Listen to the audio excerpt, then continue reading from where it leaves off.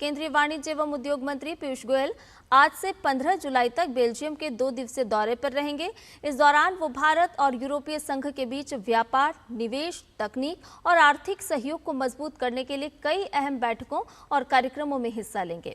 इस दौरे के दौरान पीयूष गोयल तीसरी भारत यूरोपीय संघ ट्रेड एंड टेक्नोलॉजी काउंसिल की मंत्री स्तरीय बैठक की सह अध्यक्षता करेंगे। इस बैठक में व्यापार को आसान बनाने, नई तकनीक, आर्थिक सुरक्षा, मजबूत सप्लाई चेन और निवेश के नए अवसरों पर चर्चा होगी। केंद्रीय मंत्री एंटवर्प बंदरगाह और एंटवर्प वर्ल्ड डायमंड सेंटर का भी दौरा करेंगे। एंटवर्प बंदरगाह यूरोप का एक प्रमुख लॉजिस्टिक्स हब है। यहाँ वो माल ढुलाई, ग्रीन लॉजिस्टिक्स और सप्लाई चेन की बेहतर व्यवस्थाओं का जायजा लेंगे।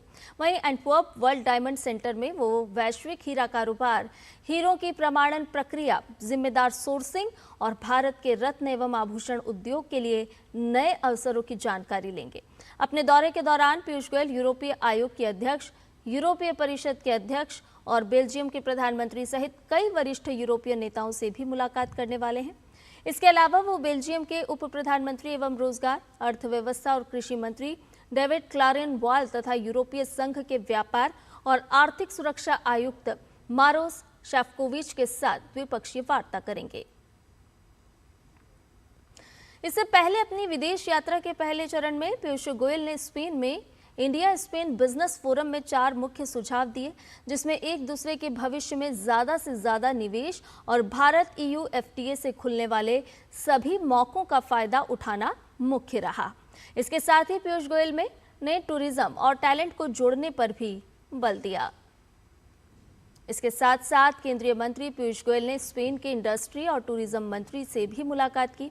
इस दौरान दोनों ने trade, investment, manufacturing, innovation, tourism और दूसरे फ्यूचर रेडी सेक्टर्स में इंडिया स्पेन कोलैबोरेशन को मजबूत करने के नए मौकों पर बात की।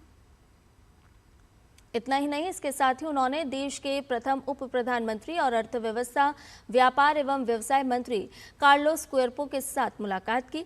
इस अहम बैठक में भारत और स्पेन के बीच आर्थिक साझेदारी को और मजबूत बनाने पर व्यापक चर्चा हुई। तो आइए ग्राफिक के जरिए जानते हैं और आपको बताते हैं कि भारत EU व्यापार और प्रौद्योगिकी परिषद में क्या कुछ खास रहा है, किन मुख्य बातों का यहाँ पर जिक्र हुआ है। आपको बताएं कि व्यापार, तकनीक, सुरक्षा सहयोग मंच और इसके साथ साथ 2023 की अगर हम बात करते हैं तो 2023 में ब्रुसेल्स में पहला मंत्री स्तरीय सम्मेलन का आयोजन हुआ।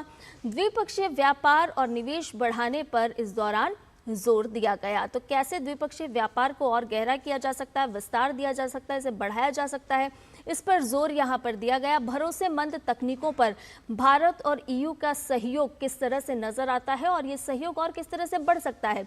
व्यापार, तकनीक और सुरक्षा चुनौतियों का समाधान, यानी कि व्यापार और तकनीक जब जुड़ती है तो कई सारी सुरक्षा चुनौतियां भी हैं, लेकिन उन चुनौतियों का समाधान हम कैसे निकाल सकते हैं, इसको लेकर के भारत EU व्यापार और प्रौद्योगिकी परिषद की जो बैठक हुई उसमें विचार मंथन हुआ। नियम आधारित वैश्विक व्यवस्था को बढ़ावा देने पर यहाँ पर जोर दिया गया। AI, सेमीकंडक्टर और 6G जैसी तकनीकों पर सहयोग का भी यहाँ पर जिक्र होता हुआ नजर आया है। ग्रीन ऊर्जा और साथ ही साथ स्वच्छ तकनीक में साझेदारी को और भी बढ़ाना है, जिस पर मंत्री पीयूष गोयल की तरफ से बात रखी गई।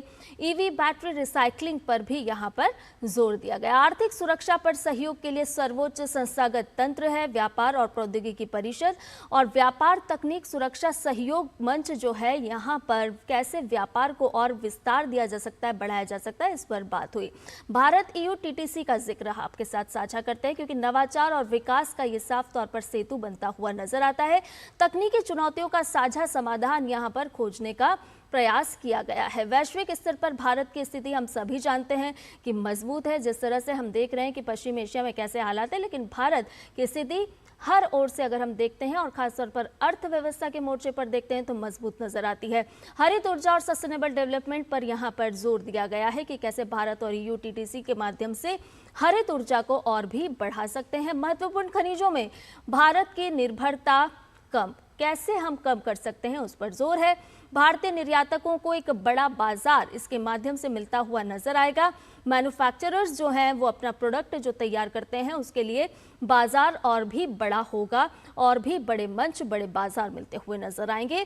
विनिर्माण और निर्यात बढ़ने से रोजगार के नए नए अवसर भी सृजित होंगे। खास तौर पर देश के युवा आबादी की जब हम बात करते हैं तो युवाओं के लिए और भी अवसर खुलते हुए रोजगार के नजर आएंगे।